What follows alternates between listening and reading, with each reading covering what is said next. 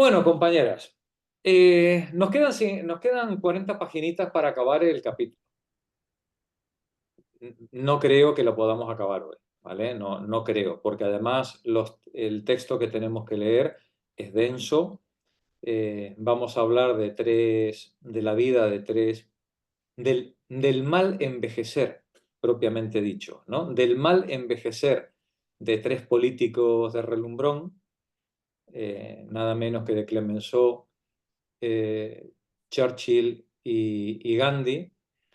Y claro, y como vamos a ir atravesando la historia de medio siglo XX, pues bueno, pues iremos tropezando en muchos nombres que algunos Marí los conocerá porque son de su terreta, pero a los demás nos van a pillar completamente con el pie cambiado porque, claro, no conocemos los entresijos de la historia periodística ni de Francia, ni de Inglaterra, ni de la India. Pero bueno, pues haremos lo que se pueda para comprender un poco el contexto en el que estos tres eh, políticos de primer nivel en sus países es el contexto en el cual estos tres señores fueron haciendo su vida, envejeciendo, y cómo su actitud ante los problemas que se le presentaban fue cambiando, virando a lo largo de su vida a medida que los años iban pasando. Creo que son tres ejemplos que nos van a dejar pensando, ¿eh? Nos van a dejar pensando porque cuando uno ve, cuando uno ve a estas mentes privilegiadas eh, meterse en el fango y empezar a chapotear, bueno, pues uno tiene que pensar, pues, ¿qué no haremos el común de los mortales llegados a esa situación? ¿No? Es decir, lo bueno de ver estos ejemplos no es para ponernos en plan ahí críticos de pacotilla a decir, mira, qué mal lo hizo Clemenceau, qué mal lo hizo Churchill o Gandhi, ¿no? Sino, bueno, pues pon tus barbas a remojar toda vez que estamos viendo a gente de una calidad muy especial, ¿no? Tanto que, bueno, de alguna manera dirigieron el destino de la humanidad durante las décadas en las que estuvieron en el poder.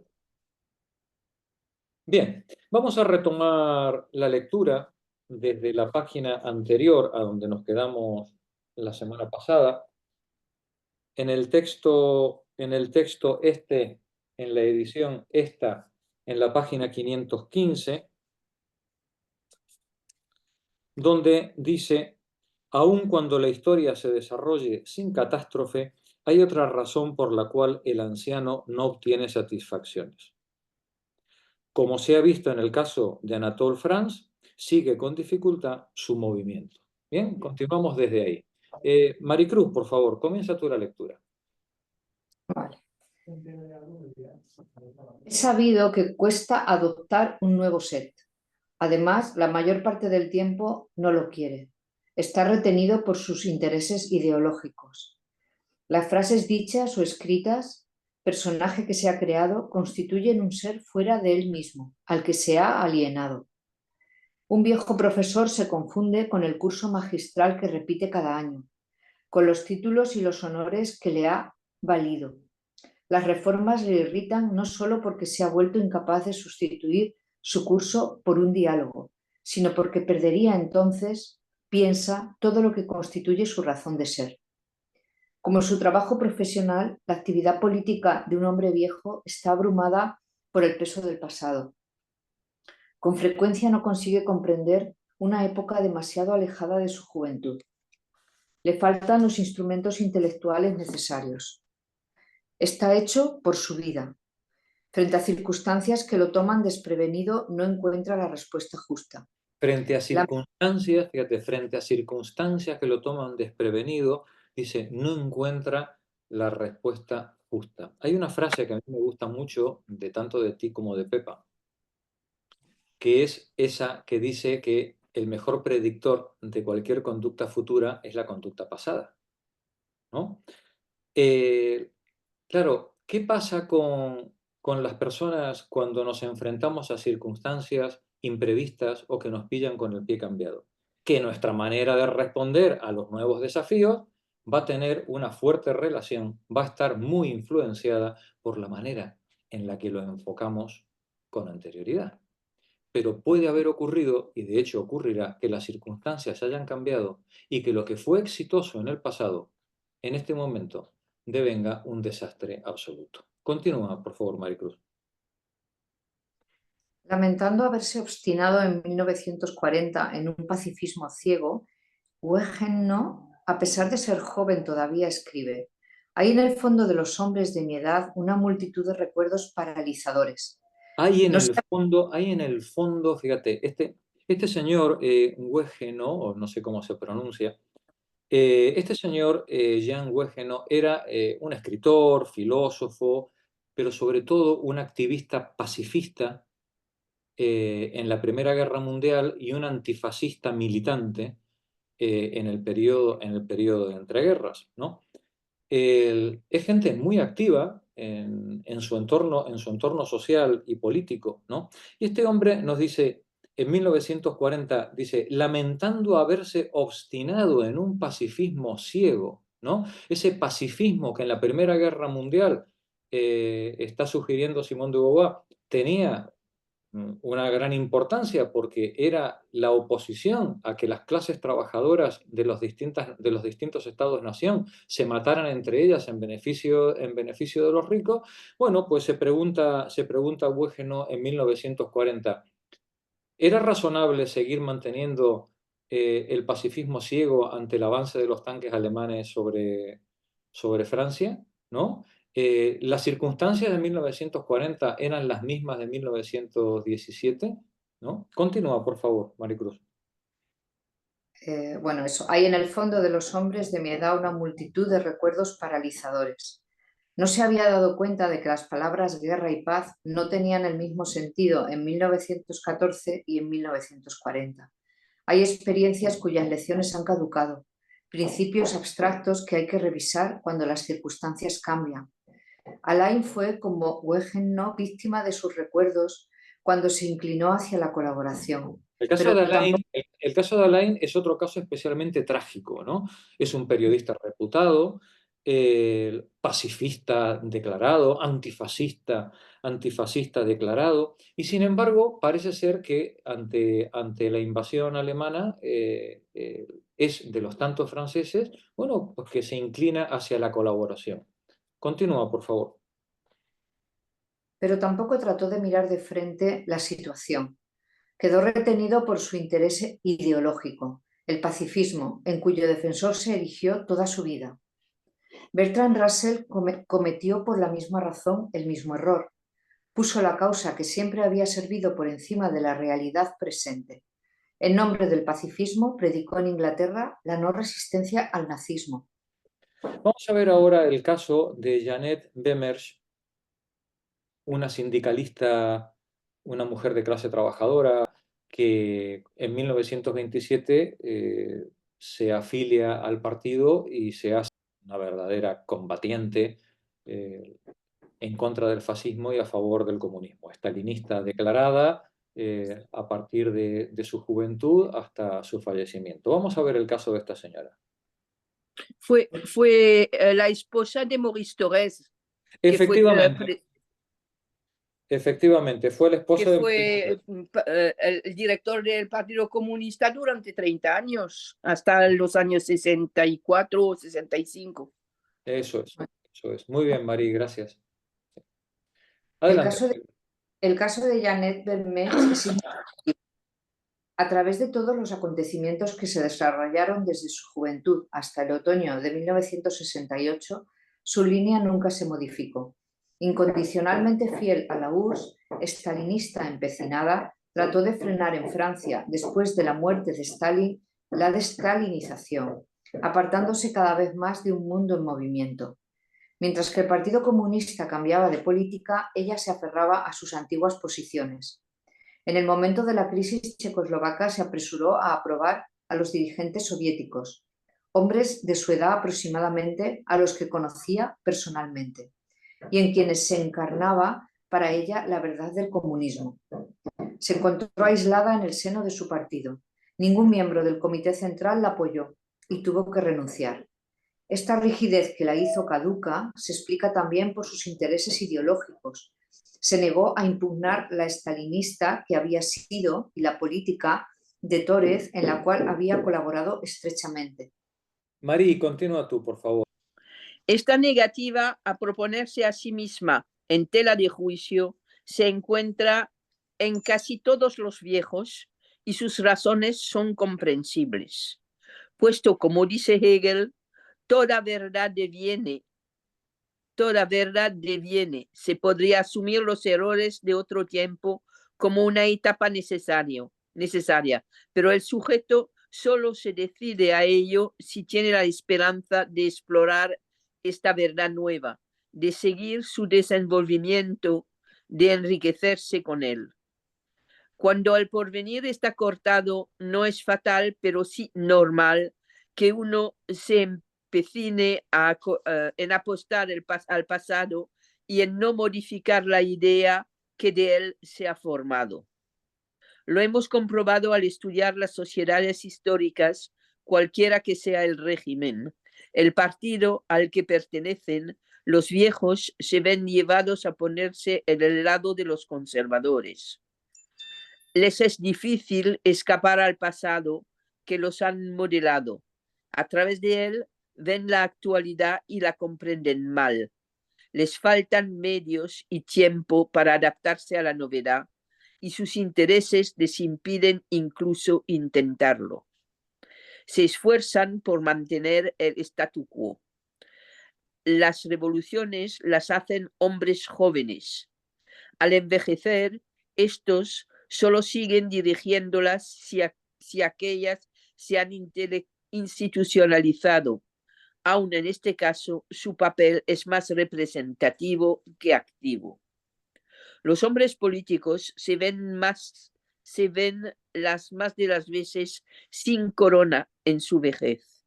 Han representado un momento de la historia, esta cambia y reclama hombres nuevos. En su libro Louis XIV et 20 millions de Français, Pierre Goubert observa: dejo de la monarquía una imagen admirable, pero arrugada ya, sino caduca, en el momento en que murió. Como muchos otros reyes y como casi todos los hombres, había envejecido poniéndose rígida, esclerosándose. Sentía, por lo demás, que este tiempo ya no era el suyo y que la suerte lo había abandonado. Es conocida la frase que dirigió al viejo mariscal de Villeroy después de la derrota de Romilly: a nuestra edad, señor mariscal, no se es feliz. Pero un ministro caduco no tiene posibilidades. La historia abunda en caídas estruendosas y como en general el hombre político es un ambicioso, soporta mal su decadencia. La morosidad de Chateaubriand en los días de su vejez procede esencialmente de que en el plano público se encontró fuera de lugar, terminado. Dice, esa apatía de Chateaubriand en los días de su vejez procede esencialmente de que en el plano público se encontró fuera de lugar, terminado, ¿no? Me parece interesante estudiar de cerca la vejez de algunos hombres políticos. Es siempre una aventura compleja en que interviene el pasado del individuo, su estado biológico, el efecto de los acontecimientos, las contrafinalidades históricas. Tomaré 3 ejemplos en que predomina la importancia de uno u otro de estos factores. ¿Sigo? Sí, termina la página, por favor. Vale. Veremos con Clemenceau que un hombre que mantiene toda su vida la línea política de su juventud se encuentra por fidelidad a su pasado superado por el momento presente. Muchas veces se ha dicho, hay que cambiar para seguir siendo el mismo. Por haber permanecido apegado a cierta forma de democracia, Clemenceau se encontró con que había pasado de la extrema izquierda a la reacción, que sin embargo no lo quería, a causa de sus antecedentes, su valor, su carácter, la necesidad de haber de él, que había de él, la necesidad que había de él lo llevaron a la cima de la gloria, pero enseguida quedó reducido a la impotencia porque ya no tenía cabida en la nueva vida política francesa.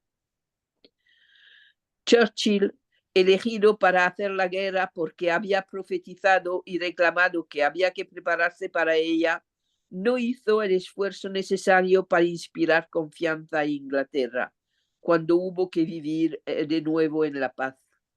Por lo demás, no podía. No había evolucionado con su tiempo y conocía mal los nuevos problemas que se planteaban.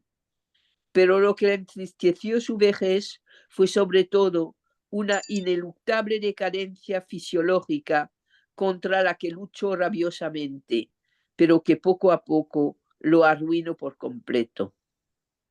Dotado hasta su muerte de una admirable salud, Gandhi llevó a buen término la empresa de toda su vida, la independencia de la India. Pero los medios que había empleado para conseguirlo, entre otros, la exaltación de la religiosidad, tuvieron consecuencias que desmintieron los principios de toda su vida, de modo que terminó desesperado. Gracias, María. Deres. Vamos a ver el caso de Clemenceau. María José, por favor. Educado en el culto de la Revolución Francesa por un padre violentamente republicano que criticaba acervadamente el imperio en su juventud, Clemenceau se adhirió con ardor a sus opiniones. Mientras estudiaba medicina en París, se relacionó con un grupo de jóvenes positivistas y ateos. Escribió en un diario subversivo y en 1862, a los 21 años, fue encarcelado en Mazas por haber exhortado a los obreros en un artículo a reunirse el 14 de julio en la Plaza de la Bastilla y celebrar el glorioso aniversario. Al salir de la cárcel sufrió la influencia de Blanqui. Una estada de 4 años en los Estados Unidos fortaleció su amor a la democracia. En 1869 se casó civilmente con una norteamericana y de vuelta en Francia se lanzó en 1870 a la acción política. Fue nombrado alcalde provisional del distrito 18 y el 8 de febrero de 1871 diputado de París. En la Asamblea de Burdeos, el 19 de marzo de 1871 votó con Víctor Hugo y algunos otros contra el tratado que entregaba Alsacia y Lorena a Alemania. La capitulación del gobierno le indignó. De vuelta en París, trató en vano de hacer el papel de conciliador entre el gobierno y la comuna. Y la comuna de París, ¿no? La comuna de París, claro. Trató en vano de hacer el papel de conciliador entre el gobierno y la comuna. Dimitió porque la Asamblea, por influencia de Thiers, se negó a votar una ley de preparación de las elecciones municipales. Que París se someta primero, decía Thiers. Clemenceau pensaba que para realizar una verdadera democracia, Francia debía apoyarse en el pueblo. Cuando en 1874 se efectuaron las elecciones municipales, resultó elegido. En 1875 fue presidente del Consejo Municipal y después diputado del Distrito 18. Entonces comenzó para él una gran carrera parlamentaria, en que hizo el papel de hombre de izquierda y aún de extrema izquierda. Reclamó la amnistía de los partidos de la Comuna, que solo fue concedida, y únicamente en parte, en 1879. A partir de 1881, el partido al que pertenecía adoptó el nombre de Radical Socialista. Era uno de sus miembros más brillantes y escuchados. En el Parlamento, en sus artículos, luchó por la secularización de la República, por la laicidad de la enseñanza, por la libertad de prensa, por el derecho de reunión, por un plan de educación nacional, por reformas económicas. Su partido tenía un programa social que se consideraba muy avanzado. Exigía medidas de protección del trabajo, el reconocimiento de una personalidad civil a los sindicatos, el mejoramiento de la condición obrera. Temido por sus adversarios por su elocuencia, combatió el colonialismo de Jules Ferry. hizo caer en Freycinet a Gambetta, a Jules Ferry. Políticos, ministros de su época, ¿no? Sí. Jefe indiscutido de la extrema izquierda, hizo caer muchos ministerios. Contribuyó a derrocar el boulangerismo. El boulangismo. Que lo pronuncia Mari. Este era el general. Le boulangisme. Le En francés es el boulangisme, del general Boulanger. El general Boulanger era ministro de guerra y puso en marcha lo que hoy llamaríamos un populismo de derecha. Un populismo, sí, pero un populismo muy populista, sí, muy... De derecha. No un populismo de izquierda. Claro, un populismo de derecha. Bien, pues él, digamos, él desde la extrema izquierda en la que él está, entre comillas, la extrema izquierda de la época, ¿no? Que en este caso es como, me imagino algo parecido al SPD alemán, ¿no? Un socialismo que intenta introducirse dentro de las instituciones democráticas, ¿no? Dice, contribuyó a derrocar al boulangismo. Continúa, por favor.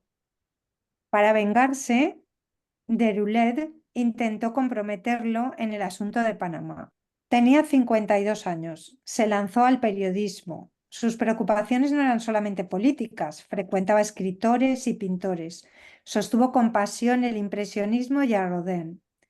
Jaurès estimaba, por otra parte, que en sus artículos el pensamiento socialista se afirma con una claridad creciente. Desempeñó un papel esencial en la revisión del proceso de Dreyfus. Otro tema, el caso Dreyfus, ¿no? El caso de... Otro tema tremendo en el que la política francesa se cubrió de gloria. Dreyfus era de mi ciudad, ¿eh? Era milusino. Claro, era alsaciano, ¿no? También, ¿no? Dreyfus. Sí, era alsaciano. Alsaciano. Bueno, pues este pobre hombre le quisieron pringar también en un tema de espionaje con respecto a los alemanes y se chupó un montón de años en la cárcel, el pobre Dreyfus.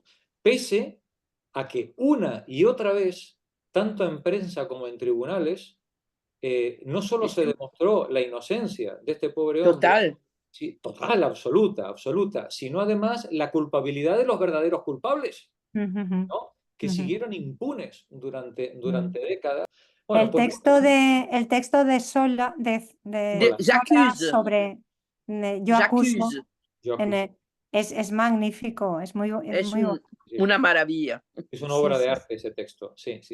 Bueno, toda la intelectualidad francesa, por lo menos la decente, salió a la palestra para defender a Dreyfus.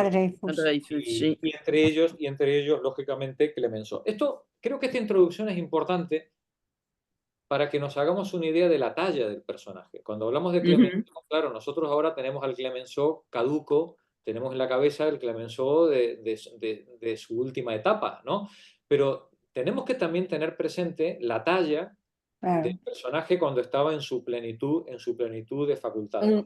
Un gran republicano, un gran republicano, un socialista, entre comillas,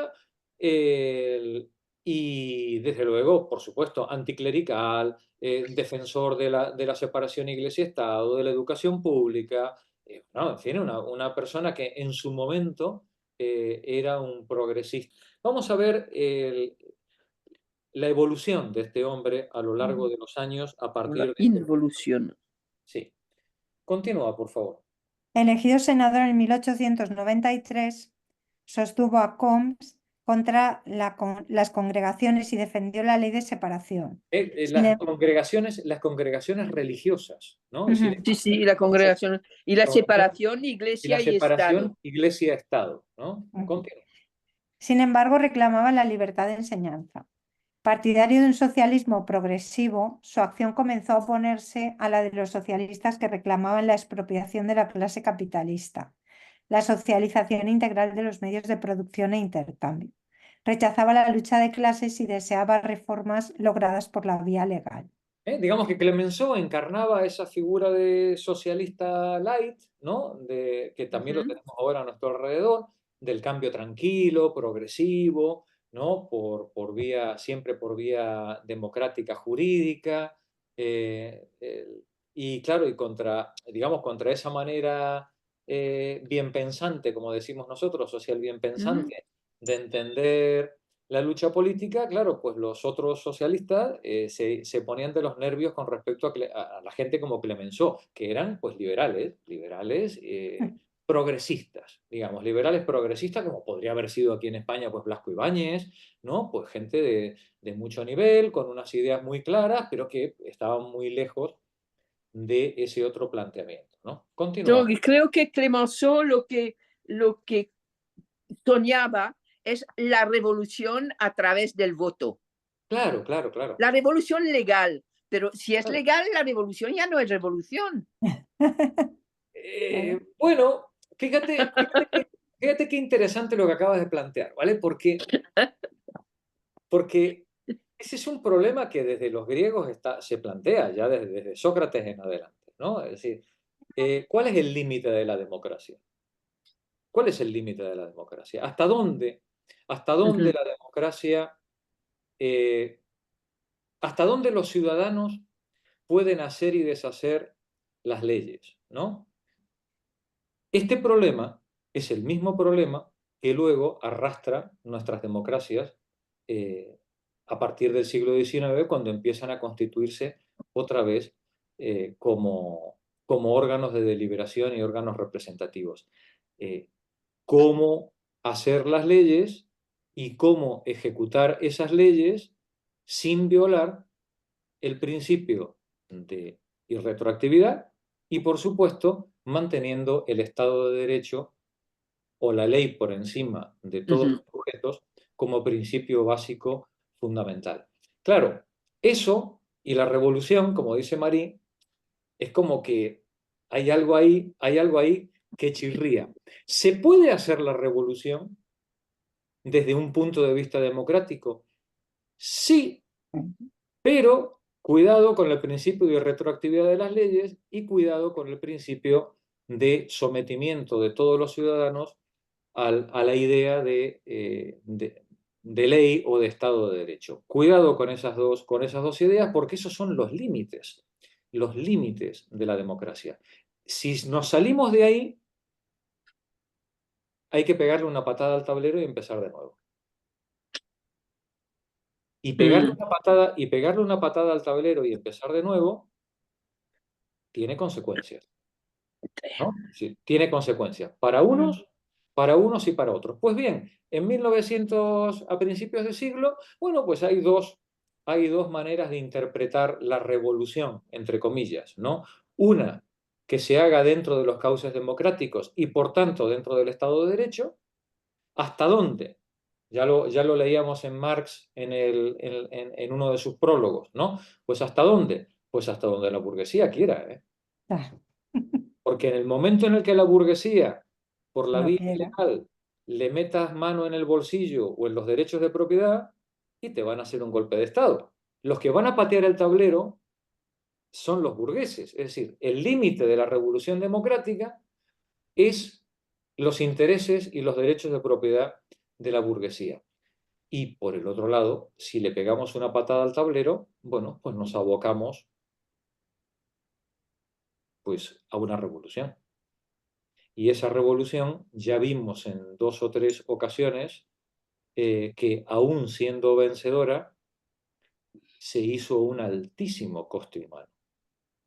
Tan altísimo coste humano que muchos llegaron a plantearse si había merecido la pena. Pues bien, este es el dilema, ¿no? Este es el dilema de entonces y el de ahora. Pues bien, ahí estaba Clemenceau en medio de todo esto, él defendiendo la revolución tranquila en 1900. Adelante, María José. Sin embargo, fiel al espíritu del 48, en 1882, cuando las huelgas de los mineros, defendió el derecho de huelga contra las compañías mineras. Denunció los crímenes de Fournier. 12 años más tarde, cuando fue nombrado ministro del Interior, hubo un vuelco en su posición política. No es que hubiera cambiado, pero la situación se había transformado. La sociedad liberal seguía siendo la misma, mientras que el proletariado se había vuelto mucho más numeroso y mayor su miseria. El resultado era una tensión social que exigía soluciones extremas. Clemenceau quería ante todo mantener el orden republicano, es decir, burgués. En Lens se declararon huelgas que se convirtieron en motines. Clemenceau mandó tropas que dispararon contra los obreros. Allí donde consideraba necesaria la represión, Sí. apelaba al ejército. Se llamaba a sí mismo el primer policía de Francia. Los socialistas lo atacaban con violencia. Entre ellos y los radicales, la ruptura era ya total y definitiva. Digamos que mientras Clemenceau encarnaba la revuelta social, y él creía, digamos, que la comprendía y que podía estar a favor de ella y apoyarla, ¿no? Él se sentía identificado con esa revuelta social. Cuando los socialistas no democráticos son los que encabezan esa revuelta a través de sindicatos de clase, ¿no? Y él está en el gobierno, él encarna la autoridad, él encarna la ley, y por tanto ya no tiene ningún empacho en reprimir violentamente lo que unos años antes él mismo habría defendido desde otros parámetros, ¿no? Gracias, María José. Continúa la lectura, Mercedes, por favor. Clemenceau quería ante todo mantener el orden republicano, es decir, burgués. Estamos Sí. al principio de la página. Sí. Clemenceau quería, ante todo, mantener el orden republicano, es decir, burgués. En Lens se declararon huelgas que se convirtieron en motines. Clemenceau mandó tropas que dispararon contra los obreros.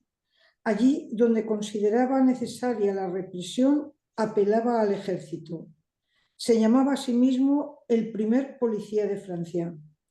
Los socialistas lo atacaban con violencia. Entre ellos y los radicales, la ruptura era ya total y definitiva. Clemenceau tenía 65 años cuando en 1906 llegó a ser presidente del Consejo. Era en efecto el jefe del Partido Radical que representaba a la mayoría de la Cámara y que luchaba ahora contra las fuerzas progresistas. El sindicalismo obrero se había vuelto revolucionario. En todas partes estallaban graves conflictos. Clemenceau los dominó por la fuerza. Las represiones fueron sangrientas. En Villeneuve-Saint-Georges, en 1908, hubo, de fuente oficial, 4 obreros muertos y 40 heridos. Se opuso enérgicamente a la creación de sindicatos de funcionarios. Los socialistas, en particular Jaurès, se desencadenaron contra él.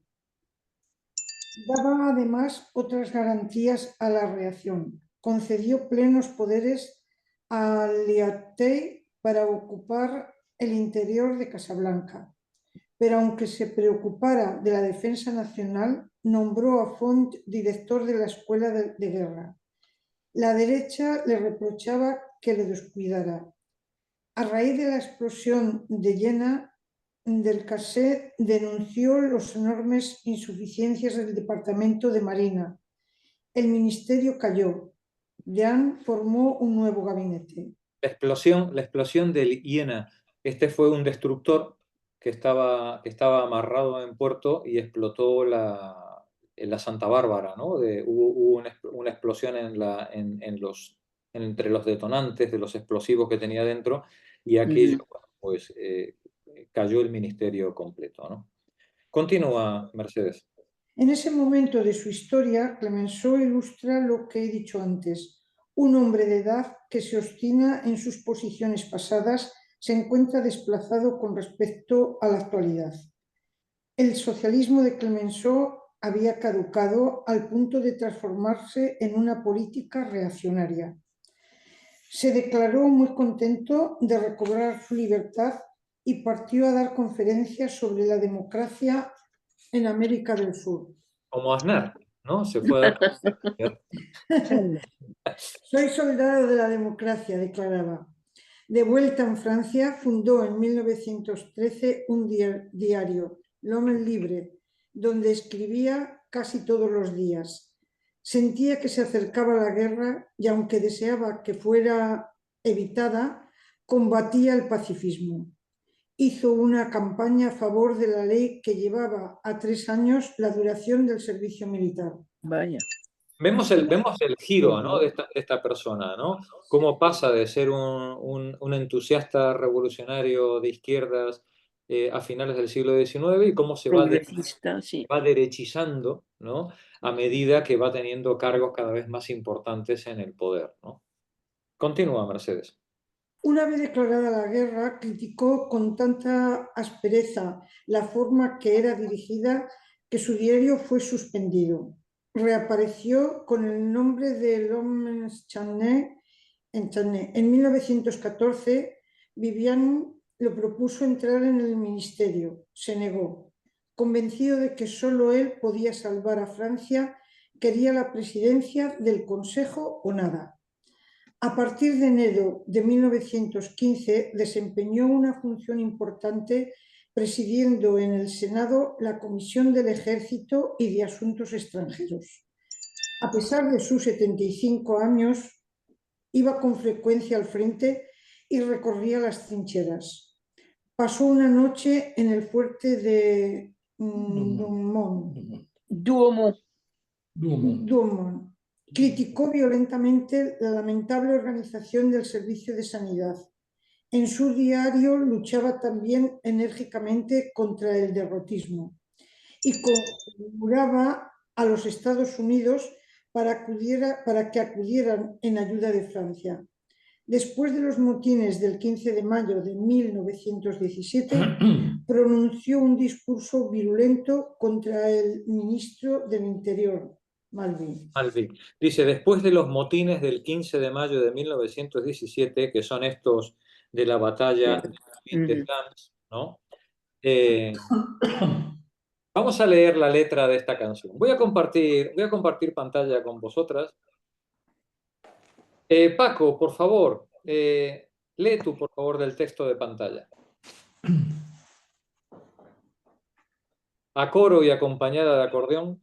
A coro y acompañada de acordeón, la chanson de Crone es el canto por excelencia de quienes participan en el frente occidental en los motines de las tropas francesas en la primavera de 1917, tras la fallida ofensiva de Chemin des Dames, que prometía poner fin rápidamente a la guerra.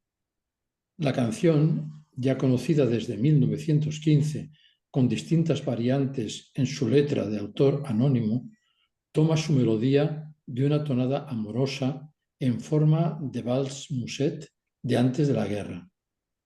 Bonsoir, mon amour, Mamour, Craon es el nombre de un pueblo del departamento de Aisne, destruido en el curso de las sangrientas ofensivas que dieron lugar a los motines. Ofrecemos aquí el original y su traducción al castellano. Fue tan brutal y tan ciega la orden del generalato francés de terminar con esa batalla y ganarla a cualquier precio, que la misma tropa se rebeló y fue reprimida con violencia, ¿no? Fue reprimida con violencia. Lee, por favor, la canción. Cuando al final de 8 días... Cuando al final de 8 días, terminado el descanso, volvemos a las trincheras, nuestro puesto es tan útil que sería sin nosotros una escabechina. Pues bien, se acabó, ya ha sido bastante. Nadie quiere irse. Pesado el corazón como un sollozo, decimos adiós a los civiles y aún sin tambor, aún sin trompeta, nos vamos para arriba bajando la cabeza. Adiós a la vida, adiós al amor, adiós a todas las mujeres. Ya se acabó, es para siempre. Por esta infame guerra, en Craon es en la meseta donde dejarse la piel, pues todos estamos condenados. Somos nosotros los sacrificados. Qué amargura en los grandes bulevares ver a todos los gordos que se van de juerga. Si para ellos la vida es de color de rosa, para nosotros no es la misma cosa. En vez de esconderse, estos emboscados harían mejor todos en subir a la trinchera, a defender sus bienes, que nosotros ninguno. Nosotros, los pobres miserables, todos los camaradas están ahí enterrados, por defender los bienes de estos señorones. Aquí veis el leitmotiv, ¿no?, de la canción, ¿no? Dice, estos señores gordos que viven de juerga en juerga, ¿no?, harían bien, en vez de esconderse, ¿no?, harían bien en subir todos a la trinchera a defender sus bienes, que nosotros no tenemos ninguno, los pobres miserables, ¿no? Continúa. 8 horas. 8 horas trincheras, 8 horas sufrir, tenemos con todo esperanza. Que el relevo esta tarde venga, que esperamos nosotros sin tregua. De pronto, en la noche y el silencio, se ve a alguien que avanza. Es un oficial a pie, de cazadores, que viene a reemplazarnos. Suavemente en la sombra, en la lluvia que cae, van los pequeños cazadores a buscar sus tumbas. Esos de la guita, esos ya vendrán, pues por ellos reventamos, pero se acabó porque los reclutas van a ir a todos a hacer huelga. Será vuestro turno, orondos señores, de subir a la meseta, pues si queréis vosotros guerra, pagadla con la piel vuestra. Muy bien. Una canción histórica. Malditas las guerras, ¿no? Igual que ahora. Siempre los señores gordos que son los que los financian, y los muertos siempre los ponen los pobres, ¿no? Paco, continúa la lectura. Su patriotismo. Su patriotismo, su energía, le valían una inmensa popularidad en el país. Pero los círculos políticos habían suscitado odios en todos lados. Poincaré lo detestaba. Reprochaba a este hombre de 77 años su orgullo inmenso, su movilidad, su ligereza. Sin embargo, se decidió a llamarlo. Clemenceau estaba un poco sordo, pero había conservado toda su inteligencia y vitalidad. Permaneció 26 meses en el poder, trabajando de las 6 de la mañana a las 10 de la noche. Se había rodeado de un equipo nuevo. La situación era dramática. Para salvarla, reclutó clases nuevas, hizo votar créditos, combatió impecablemente el terrorismo. Fue atacado vivamente por los socialistas. Logró imponer a los aliados la unidad de comando y sostuvo a Foch, que se encontró entonces a la cabeza de todos los ejércitos. Cuando los alemanes empezaron a retroceder, fue acogido triunfalmente en las regiones liberadas. No era entusiasmo, sino una verdadera locura, anotó Murdoch. Henri Murdoch era el funcionario, el colaborador de Clemenceau en los acuerdos de paz, ¿no? En los acuerdos luego que serían con Alemania, ¿no? Continúa. Traité de Versailles. Sí. A duras penas conseguí que no me ahogaran. Clemenceau, que había sido severamente criticado durante su ministerio, tuvo entonces un feliz desquite. Realmente hay que tener el corazón sólido para resistir a semejantes emociones, decía. Sirven de consuelo o no pocas amarguras. Poincaré, Pétain, algunos otros hombres políticos y militares deseaban que el ejército alemán fuera perseguido hasta Berlín. Clemenceau sostuvo a Foch cuando éste decidió firmar el armisticio. Nadie tiene derecho a prolongar más tiempo el derramamiento de sangre, declaró Foch. No era esta la única razón de su actitud. Los fines esenciales de la guerra se habían logrado. La opinión pública reclamaba el armisticio. Hubiera sido peligroso jugar con la moral de las tropas y del país. Además de haber continuado la guerra, el papel del ejército norteamericano hubiese llegado a ser cada vez más importante. y la paz habría dependido más aún de Norteamérica. Por fin, Foch, como los dirigentes aliados, temía que la prolongación de las hostilidades favoreciera en Alemania la difusión del Claro, claro. Del bolchevismo, ¿no? Claro, sí.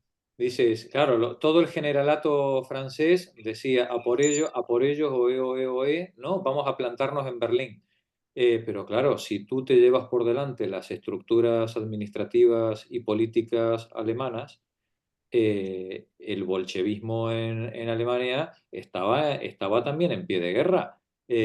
Probablemente si caía el gobierno alemán, iba a caer en manos de los comunistas y hasta ahí podíamos llegar, compañeras. Es decir, que una cosa es hacer la guerra, y otra es que los bolches ganen posiciones, ni muchísimo menos, ¿no? De eso además ya se ocuparon los alemanes, de limpiar la era con toda pulcritud, ¿no? Continúa, Paco, por favor. Cuando anunció la firma del armisticio, Clemenceau fue aclamado por las cámaras. Una multitud congregada delante del Ministerio de Guerra exigió que se asomara al balcón de su despacho y lo ovacionó. Clemenceau lloró de emoción. Sin embargo, esa noche su alegría había desaparecido. Sus hijos lo llevaron al Gran Hotel para que viera la multitud de fiesta en la plaza de la Ópera. Clemenceau la miró en silencio. «Dime que eres feliz», pidió su hija. «No puedo decírtelo porque no lo soy. Todo esto no ha servido para nada». Lo llamaban Père la victoire, papá la victoria. Le erigían estatuas, pero él tenía miedo del futuro. Ahora habrá que ganar la paz y será quizás más difícil, dijo. Si me preocupara mi gloria, debería morirme ahora, dijo también. Estaba muy cansado. Tenía el estómago deshecho, las manos roídas por la urticaria y dormía mal. Es tremendo cómo en las dos guerras el fenómeno es el mismo, ¿no?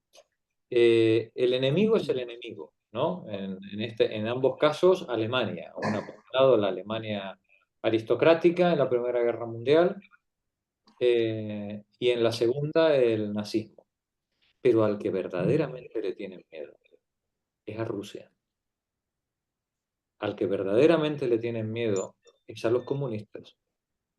Y Clemenceau, igual que todos los políticos franceses, igual que luego en la Segunda Guerra Mundial, están viendo que sí, a los alemanes les puedes ganar, pero cuidado, que tienes a los bolcheviques metidos dentro.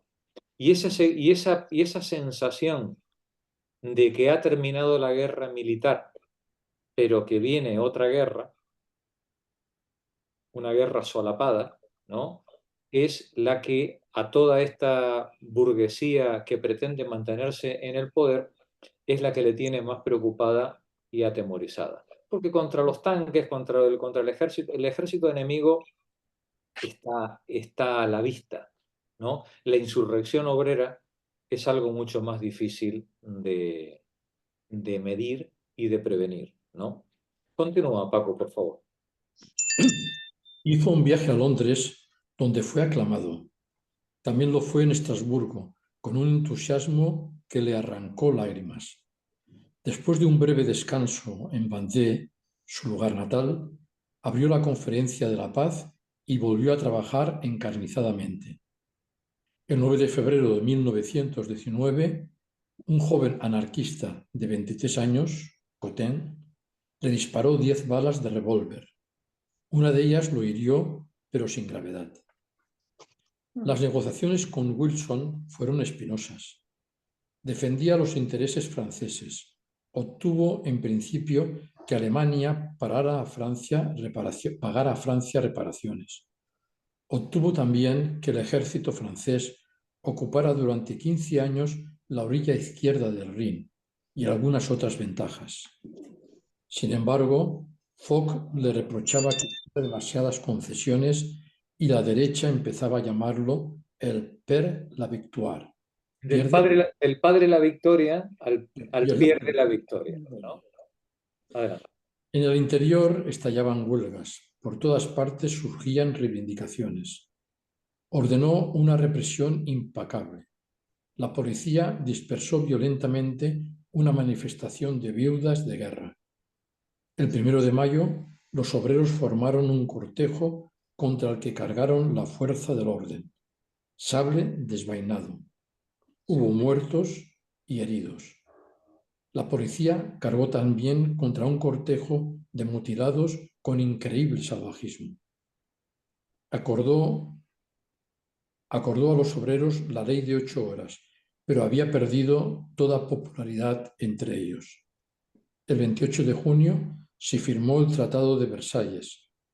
Cuando salió con Wilson, estuvieron a punto de ser aplastados por una multitud entusiasta. Pero él no estaba contento de esta paz. Francia, a su juicio, no había obtenido las garantías que le eran necesarias. El tratado fue severamente criticado por muchos políticos franceses. Un depósito de explosivos, decía Cambon. Decía Cambon, Jules Cambon, uno de los diplomáticos franceses. Vemos cómo ha terminado la guerra, inclusive la potencia ganadora, en este caso Francia, ha ganado la guerra, pero la clase dirigente está rumiando de que... Es que el Tratado de Versalles tenía dentro de sí la Segunda Guerra Mundial. La Segunda Guerra, efectivamente. Estaba demasiado intransigente sí. con los alemanes. Sí, sí. Y al provocar esto, pues... Pero fíjate, Marí, que ni siquiera así era suficiente para la sed de sangre y de expolio que tenía la burguesía francesa, ¿no? Es decir, sí. Ni siquiera, hasta eso, siendo un tratado absolutamente asimétrico y completamente falto de toda lógica, ni siquiera eso era suficiente, ¿no? Bien, pues ya se estaba, como dice Marí, sembrando, ya se estaban poniendo las piedras de la Segunda Guerra Mundial desde tan pronto. Ya se habían empezado a armar las Freikorps, los grupos de ultraderecha para machacar a los obreros de forma paramilitar, de donde luego abrevará el fascismo en los años siguientes. Todas las piezas de la tragedia de los siguientes 20 o 30 años estaban ya poniéndose a partir de ese momento. Gracias, Paco. Magdalena, continúa tú, por favor. Tenía en su contra a toda la izquierda. Tenía en su contra a toda la izquierda que le reprochaba su patriotismo estrecho y reivindicativo. Su nacionalismo irritaba a los intelectuales. El francés medio lo acusaba de haber defendido mal los intereses de Francia. Había perdido gran parte de su prestigio. Aspiraba al retiro. Sin embargo, pronunció algunos discursos. Ciertos parlamentarios deseaban una reforma de la Constitución. La defendió contra ellos. Predicó la unión nacional y atacó fanáticamente a los bolcheviques, suscitando la cólera de la extrema izquierda y, a 5 días de las elecciones, una huelga general de los obreros impresores de la prensa parisiense. El bloque nacional, es decir, la derecha, triunfó en las elecciones. Fue la Cámara Azul Horizonte, cuya mayoría estaba compuesta por adversarios declarados de los partidos de izquierda. Clemenceau acogió este resultado con desagrado. Clemenceau no supo retirarse, anota Pierre Miquel. La Cámara Azul Horizonte comienza con la derrota de los clemencistas de izquierda. Sí, Clemenceau todavía representaba, digamos, a esos liberales, ¿no? A esos liberales, pero lo que le había dado alas era a la derecha más extrema del país, ¿no? Continúa, Magdalena. El 8 de noviembre, durante la primera sesión de la nueva Cámara, recibió con emoción a los electos de Alsacia y Lorena. Fue aclamado, pero no pidió la renovación de su mandato de senador. Tenía 80 años, estaba cansado. Sus amigos hubieran querido que se presentara a las elecciones presidenciales. «Pero quieren mi muerte», protestó. Al volver de un viaje a Londres, quizá por influencia de Lloyd George, aceptó presentar su candidatura, pero sin entusiasmo, tanto que sus adversarios lo acusaron de despreciar al Parlamento. Anticlerical notorio, se oponía a la reanudación de las relaciones entre Francia y el Vaticano. Tenía a todos los católicos en contra. Estos se ligaron con los socialistas. Foch, Briand, Poincaré hicieron campañas contra él. La reunión preparatoria que se celebró la víspera de las elecciones dio de la mayoría de Chanel. De Chanel era un republicano, pero sobre todo antiizquierdista, ¿no? Es decir, de los que aquí tenemos un montón, ¿no? Puro ejemplo patrio, ¿no? Paul de Chanel. Continúa. Se negó a presentarse al día siguiente y declaró que si era tenido en cuenta y él obtenía la mayoría, no aceptaría el mandato. Todavía podría ser útil, dijo por la noche a Bagues. Pero para mí es preferible. Tengo 80 años. Nadie lo sabe, pero yo sí lo sé y a veces cruelmente. Deschanel fue elegido al día siguiente. No aceptaba sin amargura que le dieran el retiro.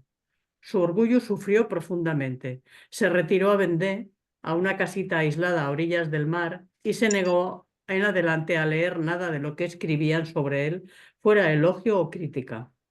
Su salud era asombrosa. Visitó Egipto e hizo a la India un viaje extremadamente cansado, del que volvió diciendo: «Me siento más joven que nunca». Se diría que al envejecer acumulaba vida en lugar de gastarla, escribió Alfred Capi. Pero la situación política lo desconsolaba. En Córcega, en Sartén, lamentó en un discurso que el Tratado de Versalles no se aplicara íntegramente. Le hacía sufrir el retiro de Norteamérica, el problema de las reparaciones, de las concesiones hechas a Alemania, del retorno al poder de Briand, a quien odiaba, de lo que él llamaba la decadencia moral de Francia.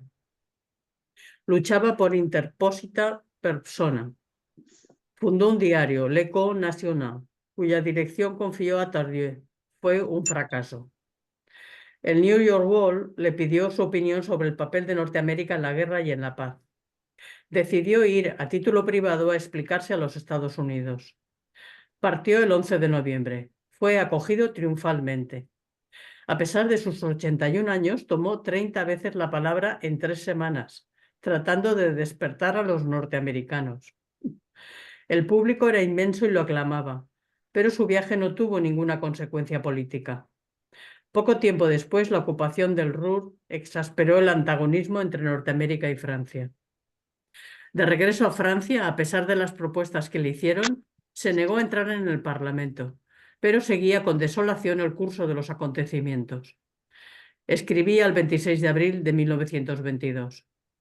La situación se agrava día a día en Génova, donde nos dejamos regentar cruelmente por Lloyd George.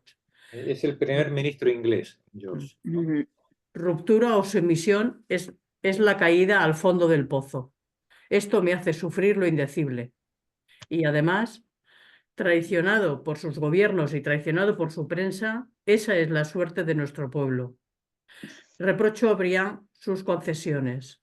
Cuando Poincaré lo sucedió en enero de 1922 e hizo ocupar el Ruhr, estimó que esta medida llegaba demasiado tarde y no tenía ya ninguna virtud. Le pareció inútilmente peligrosa. Ese Poincaré de ustedes me parece un niño que juega con tizones encendidos entre barricas de pólvora, escribió a su amigo. Se consolaba paseándose a orillas del mar, a pie o en coche, cultivando rosas, recibiendo visitantes. Trabajaba en su Demóstenes, escribía a un amigo: «Tengo 82 años, con eso se dice todo. El cuerpo no anda mal. La cabeza está bastante bien, el corazón también. Y además, no pido nada, y sin poder ser tachado de egoísmo, voy a morir más o menos feliz en medio del áspero conflicto de los destinos contrarios». Escribió también Au soir de la pensée. El ocaso es una biografía, el ocaso del pensamiento. Gracias a eso, dice a Wordsworth en octubre de 1925, he vivido admirablemente 4 años que hubiera pasado llorando. Es curioso, ¿verdad? que el final de mi vida esté tan en contradicción con lo que he sido, con mi carácter. Lo debo a mi trabajo, me distrae, me eleva. Ya no me conmueve todo ese hormiguero. En realidad tenía crisis de fatiga y de depresión. Su melancolía se transparentaba en sus cartas y sus discursos. A Poincaré siguió el cartel de las izquierdas que buscó un acercamiento con Alemania. Clemenceau estalló. Vio cómo Callot y Malby, rehabilitados, volvían a ser ministros. Briand firmó el Tratado de Locarno y fue saludado como el nuevo apóstol de la paz. Para Clemenceau era una serie de bofetadas insoportables. Cuando en 1926 se creó un gabinete de unión nacional del que formaban parte sus dos principales enemigos, Briand y Poincaré, su cólera llegó al paroxismo. Rompió con Tardieu cuando éste aceptó entrar en el gabinete. Escribió una carta indignada al presidente Coolidge, que reclamaba de Francia el pago de sus deudas. Profetizaba catástrofes. Dentro de 5, 10 años, cuando quieran, los boches entrarán en nuestra casa. Los boches, los alemanes, Los alemanes, los teutones. los teutones van a entrar otra vez en Francia, ¿no? Sí. Adelante. Lo cual, por lo demás, era exacto. Sí, Decía también, no se equivocó mucho, ¿no? Tampoco. No.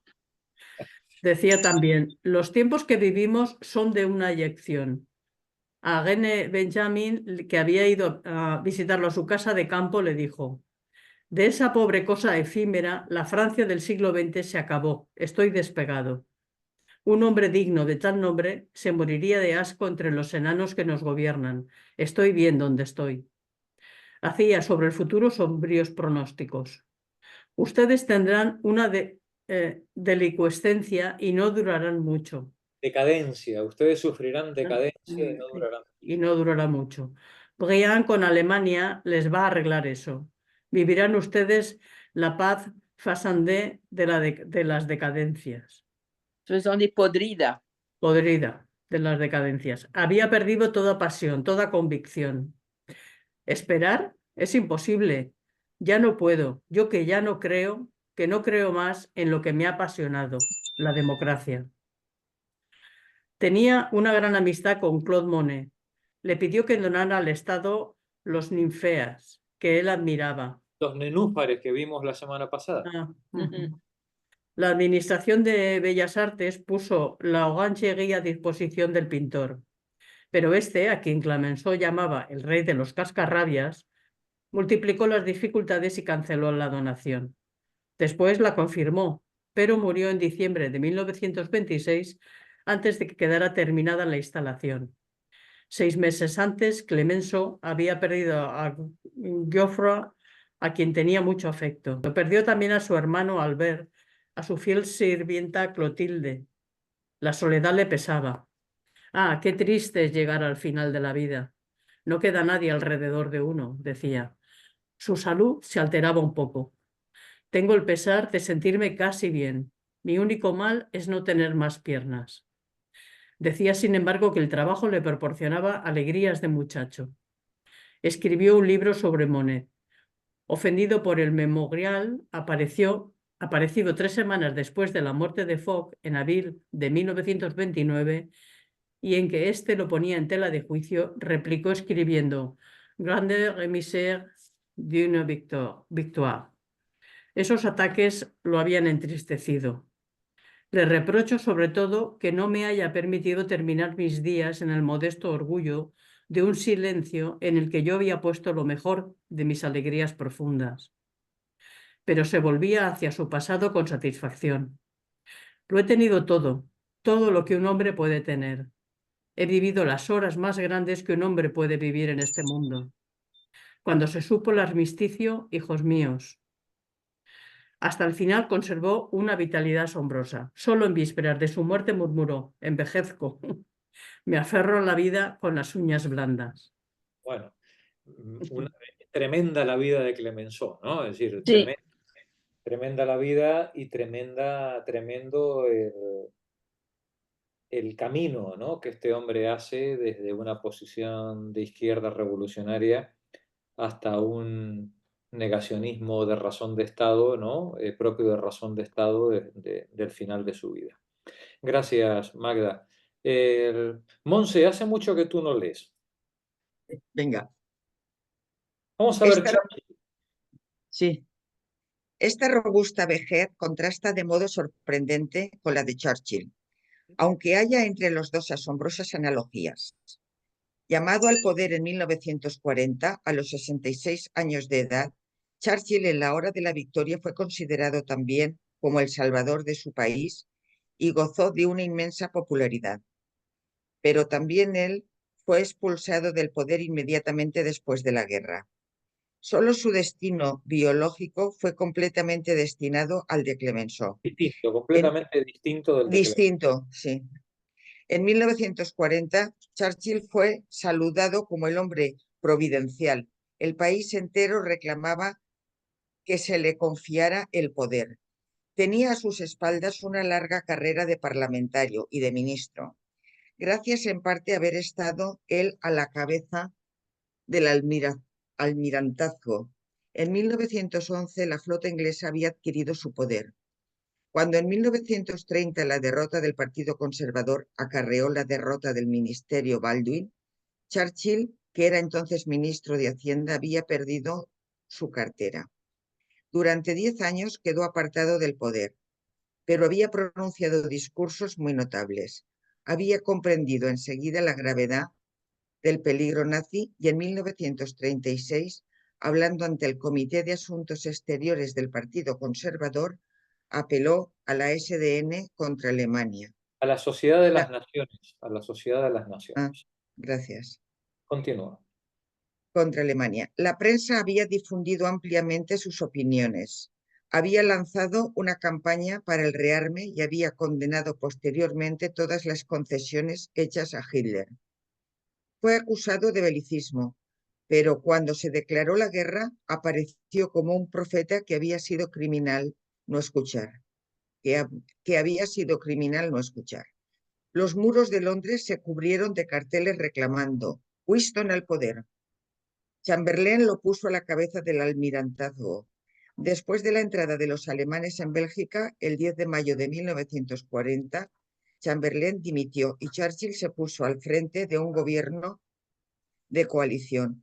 Pronunció entonces su famoso discurso: no tengo para ofrecer nada más que sangre, dolor, sudor y lágrimas. Tenía 66 años. Durante los años de la guerra asumió las tareas de 3 hombres. Se levantaba a las 8, trabajaba hasta el almuerzo, dormía 1 hora y trabajaba de nuevo hasta las 2 o las 3 de la mañana. A partir de 1943, el cuerpo le falló. Cayó enfermo en Cartago y desde entonces no volvió a ser el mismo hombre. Su médico, el doctor Jacques Morin, anotó día a día su patético combate contra la decadencia física y la chochera. Decía el 22 de septiembre de 1944, a los 70 años, por lo que a la mente se refiere, todo va bien, pero me siento muy cansado. Tengo la neta impresión de haber concluido mi obra. Tenía un mensaje que comunicar, ya no lo tengo. En adelante me limito a decir, dale a esos malditos socialistas. En adelante, fijaos, otra vez la obsesión, ¿no? La obsesión del personal, ¿no? Es decir, me siento muy cansado. El tío ya tiene 70 años, 70 años. Ha trabajado como un burro durante toda la guerra, ¿no? Me siento muy cansado. Tengo la neta impresión de haber concluido mi obra. Tenía un mensaje que comunicar, pero ya no lo tengo. En adelante me limito a decir, dale a esos malditos socialistas, ¿no? Es decir, es cuadriculado, ¿no? Churchill con este asunto. Continúa. Estaba marcado por el pasado. Dice Monse, en adelante me limito a decir, dale a esos malditos socialistas. Estaba marcado por el pasado, estaba marcado por el pasado.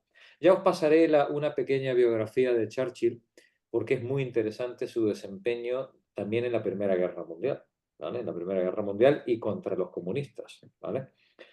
Escribió al general Ronald Scobie. Este general Scobie fue al que le encargaron ocupar Grecia para echar a los alemanes de Grecia, pero los alemanes ya habían perdido. Vamos a ver, cuando se produce el desembarco en Sicilia, cuando los aliados desembarcan en Sicilia, la guerra ya está Perdida. La guerra ya está sentenciada, ¿vale? Lo único que se está discutiendo es cuántas decenas de miles de muertos va a costar terminar con la guerra y si va a ser en 6 meses o en 2 años, ¿vale? Pero una vez que los aliados desembarcan en Sicilia, se acabó. Ya hay poco más que discutir en la guerra. Pero Grecia, que es frontera con Turquía, ¿no? Grecia, que es frontera con Turquía, está, con frontera marítima, quiero decir, ¿no? Es decir, es vecino de Turquía, está ocupada por los alemanes también. Pero unos alemanes que están en retirada también, vamos a ver, es decir, el ejército alemán ya no tiene capacidad para seguir manteniendo tantos frentes abiertos al mismo tiempo. Y le encargan a Scobie que entre en Grecia y eche a los alemanes. Pero el verdadero mandato de Scobie no es solo echar a los alemanes, es impedir el avance de los rusos desde Rumanía. Esa es la segunda guerra oculta que se está jugando en Europa, igual que la guerra del Pacífico se está jugando también contra Rusia al norte de Japón, ¿no? Si no, la guerra de Japón también estaba terminada. Era una cuestión de discutir cuántos miles de muertos y cuántos meses iba a llevar por delante, ¿vale? Sí, pero lo que ahora se estaba discutiendo ya no era el ejército alemán o el ejército japonés. Era parar a los rusos en Europa, pararles en el Mediterráneo y pararles en el Pacífico. ¿Vale? Impedir que los rusos avanzaran en esas tres líneas, ¿no? Continúa, dice, debemos retener Atenas. Será para usted una hazaña si lo consigue sin derramar sangre, si es posible, pero derramándola si es necesario. Comentando estas instrucciones en 1953, dice que pensó en la frase de Balfour que Balfour dirigió a las autoridades británicas en Irlanda. No vacilen en tirar, añadió. Ese recuerdo de una época lejana obsesionaba mi pensamiento. Quizá alegó esta reminiscencia a manera de excusa, pero el hecho es que ya no se adaptaba tan bien como antes a las circunstancias. En Yalta no fue culpa suya que tuviera que hacer a Stalin importantes concesiones. Defendió sus puntos de vista con habilidad y firmeza, pero su salud siguió deteriorándose, su capacidad de trabajo disminuyó. Se volvió charlatán y verborrágico, al punto de exasperar a los miembros del gabinete. Siempre había estado tan absorbido por sus propias ideas que no se interesaba en la de los otros. Pero su soledad se exageró aún más. No conseguía ya seguir un pensamiento ajeno y se había perdido un poco el sentido de la realidad.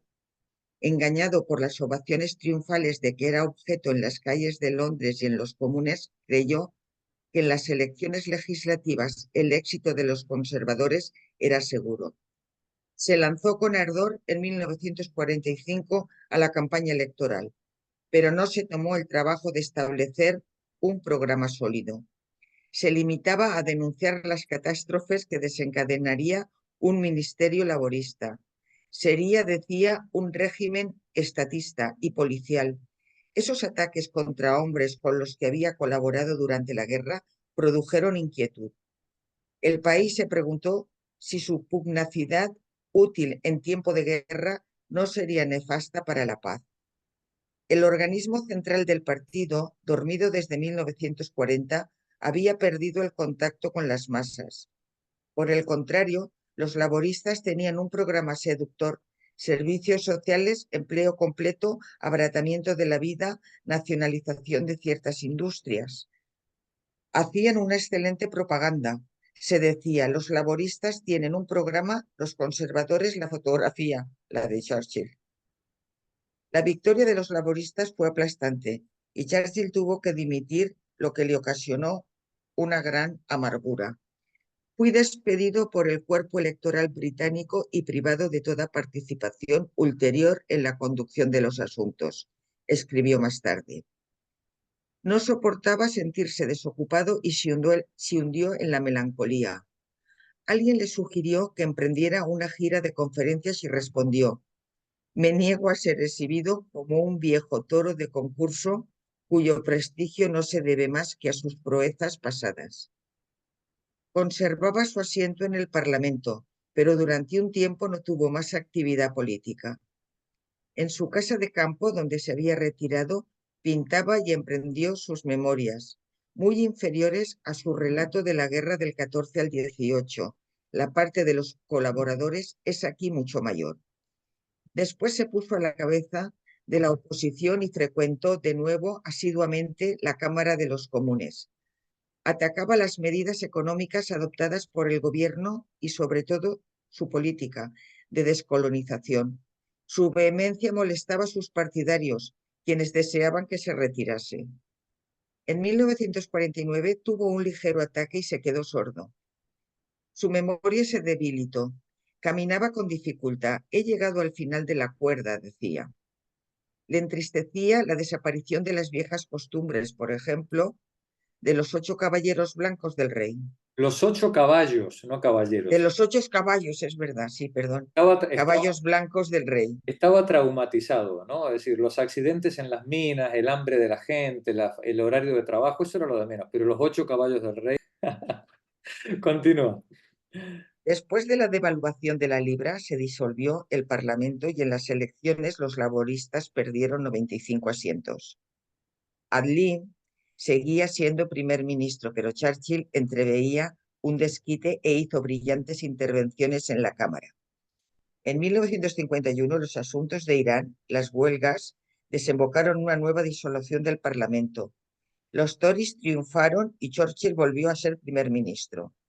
Pero había perdido su capacidad de trabajo. 5 o 6 horas era el máximo y dejaba a sus ministros el grueso de la tarea. Estaba siempre cansado. Sabía que su tensión arterial era demasiado alta. Se adormecía a menudo, tenía miedo a ponerse chocho. Se quejó patéticamente. Mentalmente ya no soy el que era. Ahora un discurso por hacer es un fardo y una ansiedad. Jacques, dígame la verdad. ¿Perderé gradualmente todas mis facultades? Sin embargo, a pesar de los consejos del médico, a pesar de los malestares y los ataques, no quería renunciar al poder.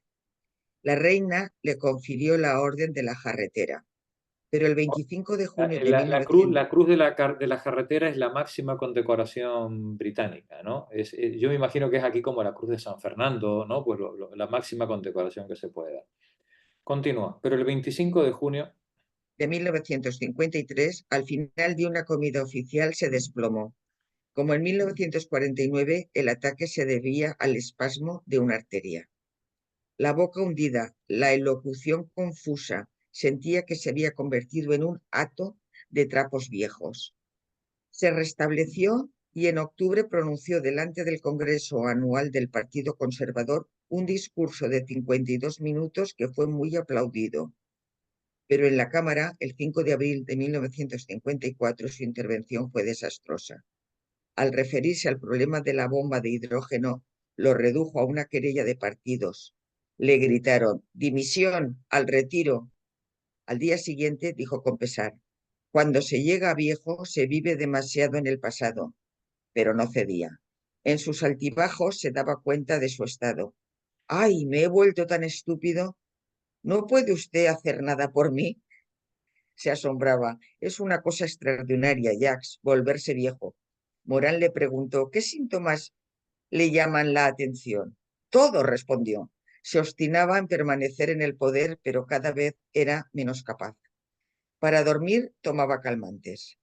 Con frecuencia le asomaban lágrimas a los ojos. Su 80 aniversario fue una apoteosis. Por la noche, contemplando un retrato que le habían regalado, dijo a Aiden: es la imagen de un hombre que se hubiera jubilado. Usted convendrá en que no se me parece.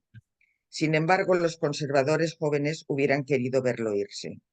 Hacía declaraciones lamentables. Su espíritu terminaba de disgregarse. Durante las reuniones de gabinete solía dormirse. En 1955 decidió por fin dimitir. Comía y bebía mucho, pero fumaba menos que antes. Tenía con frecuencia la mirada enturbiada, largos mutismos, torpores, será sopores, torpores. ¿Estaré perdiendo la cabeza?, preguntaba. Tuvo un ataque de apoplejía en 1956. Se quedó totalmente sordo, apático, taciturno. Iba a menudo a la Costa Azul, leía, pintaba todavía un poco. Fue reelegido diputado en 1959 y viajó a París, donde De Gaulle le otorgó la Cruz de la Liberación. Parecía muy viejo y fatigado. Después se hundió del todo. Durante 5 años se arrastró, decrépito, la cabeza perdida. Bueno, tremendo también el viaje de Churchill, ¿no? Tremendo. Bueno, y cuando veáis os pasaré la biografía, porque Simón empieza a hablar de Churchill del Churchill de 1930 en adelante, pero es que el Churchill de antes de 1930 era un personaje tremendo también, ¿no? Que merece mucho la pena echarle un vistazo, así que os lo pasaré luego. Pepa Seguí, ¿te apetece leer lo de Gandhi? Sí. Gandhi nunca fue traicionado por su cuerpo. Su vigor fue todavía más asombroso que el de Clemenceau. La empresa en la que había empeñado su vida entera, liberar a la India de los ingleses, le condujo a buen fin, pero su victoria se volvió cruelmente contra él. Decidido a expulsar a los ingleses de la India, había inaugurado en 1919 la Satyagrana, es decir, la desobediencia a las duras leyes Rockland que querían imponer los ingleses. Eran unas leyes represivas que hicieron los ingleses para desmantelar por la violencia cualquier atisbo de insurrección que hubiera, ¿no? Adelante. Apeló a la no cooperación. Nombrado en 1920 presidente de la Liga para la Autonomía Panindia, multiplicó los viajes de propaganda para difundir la práctica de la resistencia no violenta. Predicó el renacimiento de la artesanía que permitiera boicotear los productos ingleses. Consiguió paralizar la vida económica. Al mismo tiempo, actuaba dentro de la sociedad india. Luchó para suprimir los prejuicios contra los intocables. Quería mantener la amistad entre hindúes y musulmanes. Estos habían vivido mucho tiempo en buena armonía, pero en el siglo XX aparecieron en las ciudades serias tensiones entre las clases medias de las dos comunidades que se disputaban los puestos y las influencias. En 1924, Gandhi se sometió a un largo ayuno con el fin de reconciliarlos. Durante las 3 semanas que duró esa prueba, se alojó en casa de un musulmán. Sin embargo, como él mismo era muy piadoso, dio al movimiento que dirigía un carácter profundamente religioso.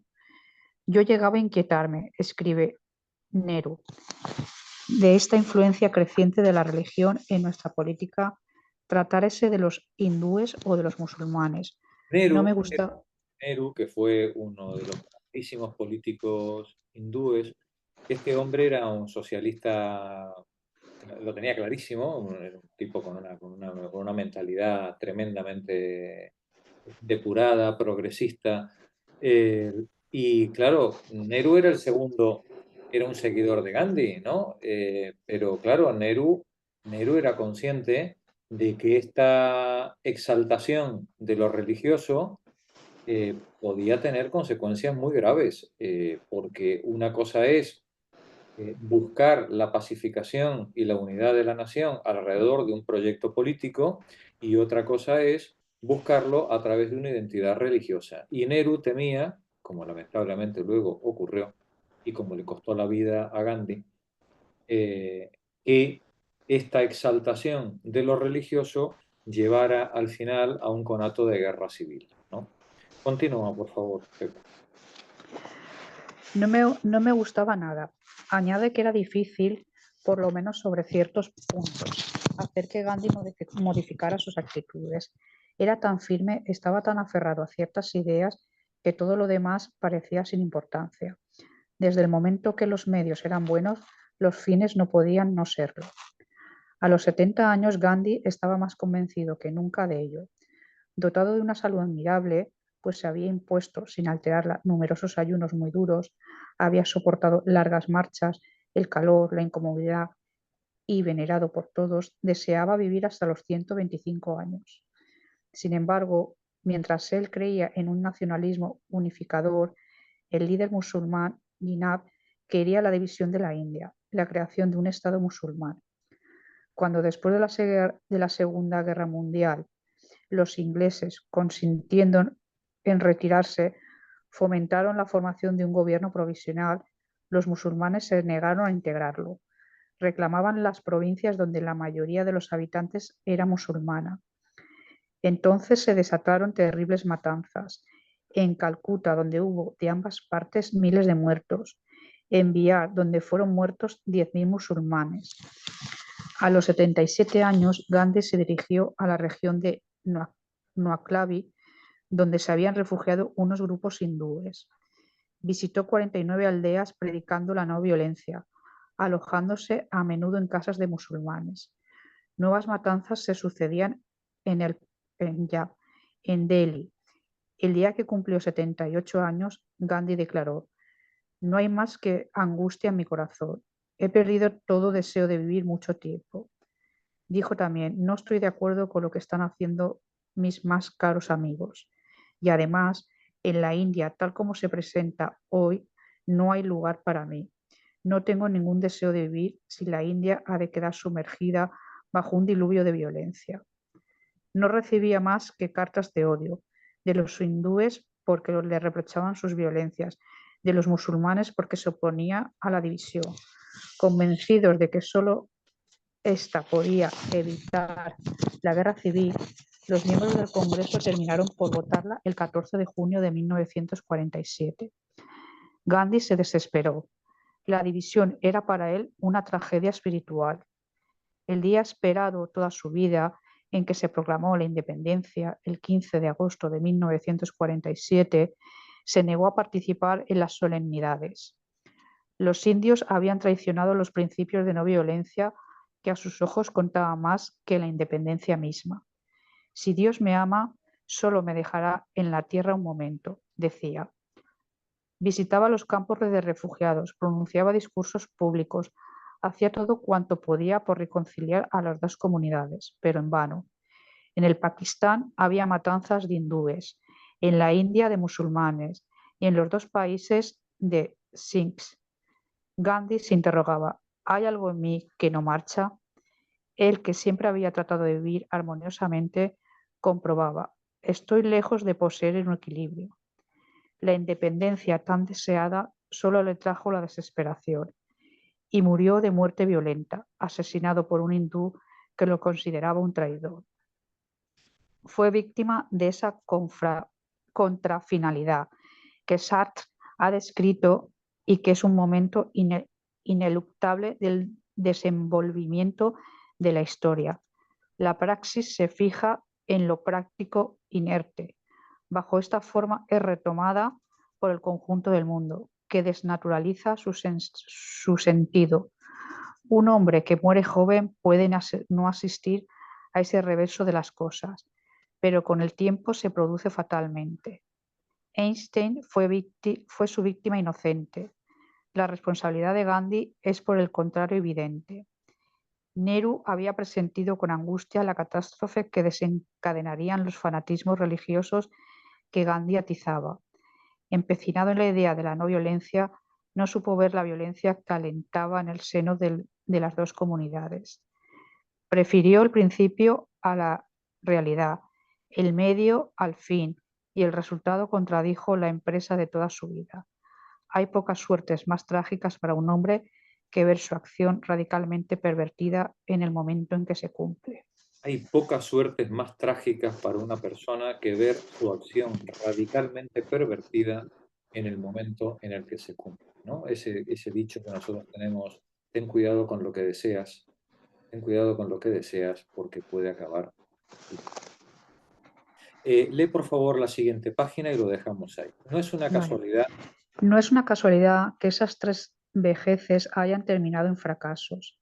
El hombre político está para hacer la historia y para ser muerto por ella. La encarna en cierto momento al cual, haga lo que haga, no podrá sustraerse.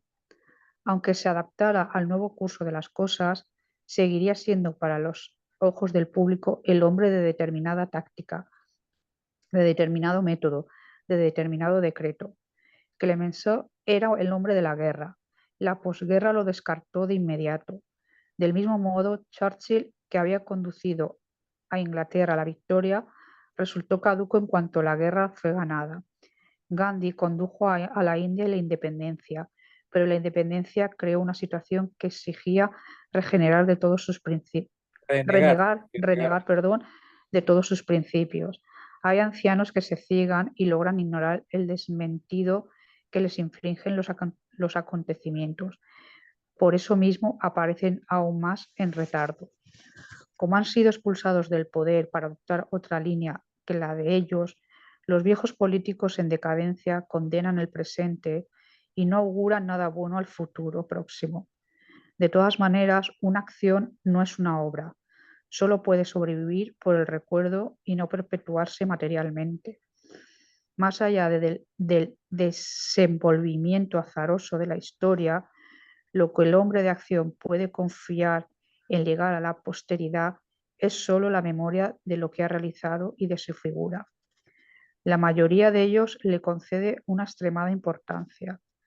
Descartados de sus funciones y a veces aún mientras las ejercen, escriben memorias que son apologías de sí mismos, ataques contra sus adversarios cuyo valor histórico es por lo general discutible. Defienden su causa ante las generaciones futuras contra la época actual que a sus ojos no les ha hecho plena justicia. Gracias. Vale, de nada. Lo dejamos aquí. Un gusto estar con vosotras otra vez. Seguimos la semana que viene. Y nada, el miércoles que viene. Buena semana, compañeras. Buena semana. Gracias. Adiós.